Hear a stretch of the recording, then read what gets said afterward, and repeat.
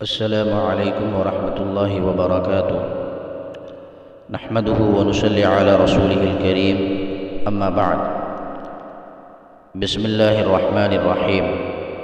محترم سامعین، رحمان کے خاص بندے سلسلہ نمبر 7 آپ کے سامنے پیش کیا جا رہا ہے۔ احادیث شریفہ میں تہجد کی ترغیبات۔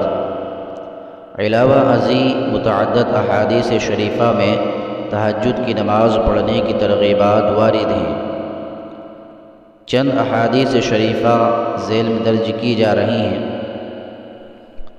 سیدنا حضرت ابو ہریرہ رضی اللہ عنہ سے مروی ہے کہ نبی اکرم صلی اللہ علیہ وسلم نے ارشاد فرمایا: افضل الصیام بعد رمضان شہر اللہ المحرم وافضل الصلاة بعد الفریضۃ صلاة اللیل، رواہ مسلم۔ رمضان کے بعد سب سے افضل روزے اللہ کے مہینے محرم کے ہیں، اور فرض کے بعد سب سے افضل نماز رات کی نماز ہے۔ حضرت اسماء بنت یزید رضی اللہ عنہا فرماتی ہیں کہ نبی اکرم صلی اللہ علیہ وسلم کے ارشاد ہے: یحشر الناس فی صعید واحد یوم القیامہ فینادی مناد فیقول این الذین کانوا تتجافى جنوبهم عن المضاجع فیقومون وهم قلیل فیدخلون الجنة بغیر حساب ثم یؤمر بسائر الناس الى الحساب، شعب الایمان للبیہقی۔ قیامت کے دن سب لوگوں کو ایک چٹیل میدان میں جمع کیا جائے گا، پس ایک آواز لگانے والا آواز لگاتے ہوئے کہے گا: وہ لوگ کہاں ہیں جن کے پہلو ان کی خواب گاہوں سے جدا رہتے تھے؟ پس ایسے لوگ کھڑے ہو جائیں گے اور ان کی تعداد نسبتاً کم ہوگی، پھر وہ بغیر حساب و کتاب جنت میں داخل کر دیے جائیں گے۔ اس کے بعد دیگر سب لوگوں کو حساب دینے کا حکم کیا جائے گا۔ سیدنا حضرت سلمان فارسی رضی اللہ عنہ فرماتے ہیں کہ نبی اکرم صلی اللہ علیہ وسلم نے ارشاد فرمایا: علیکم بقیام اللیل فإنہ دأب الصالحین قبلکم ومقربۃ لکم الی ربکم ومغفرۃ للسیئات ومنہاۃ عن الاسم ومطردۃ للداء عن الجسد، رواہ الترمذی والطبرانی فی الکبیر۔ الترغیب والترہیب مکمل۔ تم رات کی عبادت لازم پکڑو، کیونکہ وہ تم سے پہلے نیک لوگوں کی عادت رہی ہے، اور تم کو تمہارے رب سے قریب کرنے کا ذریعہ اور سیئات کے کفارے کا سبب ہے، اور گناہوں سے روکنے والی اور جسم سے بیماری ہٹانے کا ذریعہ ہے۔ سیدنا حضرت عبداللہ بن عمر رضی اللہ عنہما کی روایت ہے کہ ایک مرتبہ نبی اکرم صلی اللہ علیہ وسلم نے ارشاد فرمایا کہ جنت میں کچھ ایسے بالا خانے ہیں جن کا اندرونی حصہ باہر سے اور باہری حصہ اندر سے نظر آتا ہے، یعنی سب شیش محل ہیں۔ تو حضرت ابو موسیٰ اشعری رضی اللہ عنہ نے دریافت کیا کہ اللہ کے رسول، اس بالا خانے کے مستحق کون لوگ ہیں؟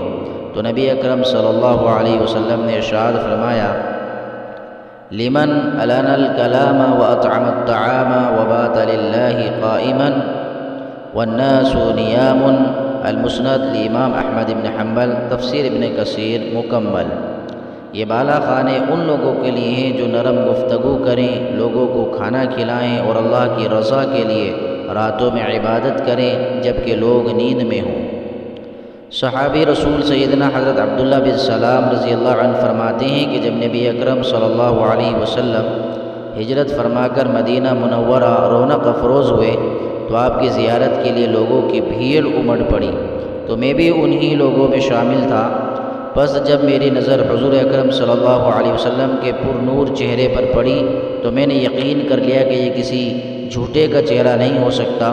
تو اس وقت میرے کانوں میں آپ کی سب سے پہلی بات جو پڑی وہ یہ تھی کہ آپ صلی اللہ علیہ وسلم ارشاد فرما رہے تھے: ایھا الناس اطعموا الطعام وصلوا الارحام وافشوا السلام بینکم وصلوا باللیل والناس نیام تدخلوا الجنة بسلام۔ تفسیر ابن کثیر مکمل۔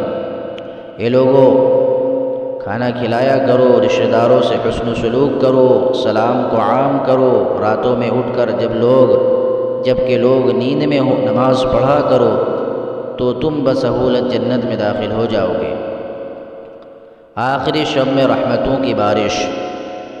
متعدد صحابہ سے یہ روایت مروی ہے کہ ہر رات اللہ تبارک و تعالی آسمان دنیا کی طرف نزول فرماتے ہیں، اور جب رات کا آخری تہائی حصہ باقی رہ جاتا ہے تو اللہ تعالیٰ کی طرف سے اعلان ہوتا ہے، هل من تائب فأتوب علیہ، هل من مستغفر فأغفر له، هل من سائل فيعطى سؤله حتى يطلع الفجر۔ تفسیر ابن کثیر مکمل۔ ہے کوئی توبہ کرنے والا جس کی میں توبہ قبول کروں، ہے کوئی مغفرت چاہنے والا جس کو میں مغفرت سے نوازوں، ہے کوئی سائل جس کی مراد پوری کی جائے، اور یہ اعلان صبح صادق تک ہوتا رہتا ہے۔ سیدنا حضرت عمرو بن عبسہ رضی اللہ عنہ سے مروی ہے کہ انہوں نے نبی اکرم صلی اللہ علیہ وسلم کو ارشاد فرماتے ہوئے سنا، اقرب ما یکون الرب من العبد فی جوف اللیل الآخر فإن استطعت أن تكون ممن يذكر الله في تلك الساعة فكن۔ رواہ الترمذی۔ رب العالمین بندے سے سب سے زیادہ قریب رات کے آخری حصے میں ہوتے ہیں، بس اگر تم سے یہ ہو سکے کہ تم اس وقت میں اللہ کے ذکر کرنے والوں میں ہو تو ایسا ضرور کیا کر لیا کرو۔ سیدنا حضرت عقبہ بن عامر رضی اللہ عنہ فرماتے ہیں کہ میں نے نبی اکرم صلی اللہ علیہ وسلم کو یہ ارشاد فرماتے ہوئے سنا کہ میری امت کا کوئی شخص جب رات میں اٹھ کر وضو کی تیاری کرتا ہے اور اس پر گرہیں لگی ہوئی ہوتی ہیں تو جب ہاتھ دھوتا ہے تو ایک گرہ کھل جاتی ہے، اور جب چہرہ دھوتا ہے تو دوسری گرہ کھل جاتی ہے، اور جب سر پر مسح کرتا ہے تو تیسری گرہ کھل جاتی ہے، اور جب پاؤں دھوتا ہے تو چوتھی گرہ کھل جاتی ہے، تو اللہ تعالیٰ فرشتوں سے فرماتے ہیں، انظروا الی عبدی ھذا یعالج نفسہ یسألنی ما سألنی عبدی ھذا فہو لہ۔ رواہ احمد۔ میرے اس بندے کو دیکھو، یہ اپنے نفس کو مشقت میں ڈال کر مجھ سے سوال کر رہا ہے، اور یہ میرا بندہ جو کچھ بھی مجھ سے مانگ رہا ہے وہ اسے ملے گا۔ ان روایات سے معلوم ہوا کہ رات کا آخری حصہ دعاؤں کی قبولیت اور رحمت خداوندی کے نزول کا خاص وقت ہے۔ میاں بیوی کا ایک دوسرے کو تہجد کے لیے اٹھانا۔ شریعت یہ چاہتی ہے کہ مسلمانوں کے گھروں کا ماحول تہجد گزاری والا ہو، کہ شوہر اٹھ جائے تو وہ بیوی کو جگائے دے، اور بیوی اٹھ جائے تو شوہر کو جگا دے۔ چنانچہ سیدنا حضرت ابو ہریرہ رضی اللہ عنہ سے مروی ہے کہ نبی اکرم صلی اللہ علیہ وسلم نے ارشاد فرمایا، رحم اللہ رجلا قام من اللیل فصلى وایقظ امرأته فإن ابت نضح في وجهه الماء، ورحم اللہ امرأة قامت من اللیل فصلت وایقظت زوجها فإن ابا نضحت في وجهه الماء۔ سنن ابی داود۔ اللہ تعالیٰ اس شخص پر رحم فرمائیں جو رات میں نماز کے لیے خود اٹھے اور اپنی بیوی کو بھی بیدار کرے۔ اگر وہ بیوی اٹھنے سے انکار کرے تو اس کے چہرے پر پانی کا چھینٹا مارے، اور اللہ تعالیٰ ایسی عورت پر بھی رحم فرمائے جو خود رات میں اٹھ کر نماز پڑھے اور اپنے شوہر کو بھی اٹھائے۔ اگر شوہر نہ اٹھے تو اس کے چہرے پر پانی چھڑکے۔